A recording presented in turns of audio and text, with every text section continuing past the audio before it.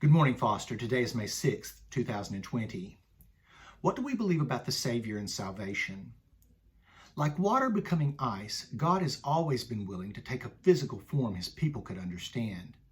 These physical manifestations of God are called theophanies, and they're everywhere in the Old Testament.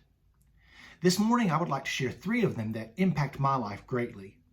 The first is in Genesis chapter 32, where Jacob wrestles all night long with an individual he considers to be his enemy.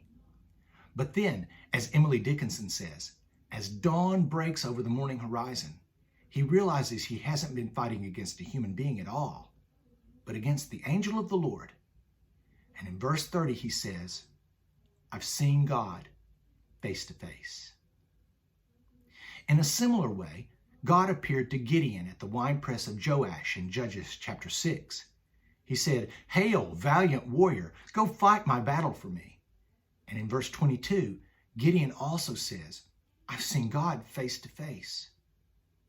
But my favorite of all the theophanies in the Old Testament is actually in Judges 13, where God appears to Manoah and his wife to foretell the birth of a little baby boy, Samson.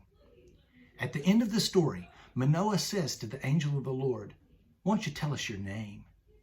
And the angel of the Lord responds, "Why do you ask my name? You know it's too wonderful for you."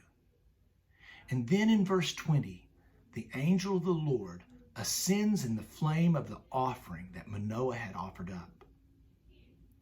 All of these theophanies point down through the centuries to the final and full manifestation of God that would take place when he was born into this world, and we called his name Jesus. Have a great day, Foster.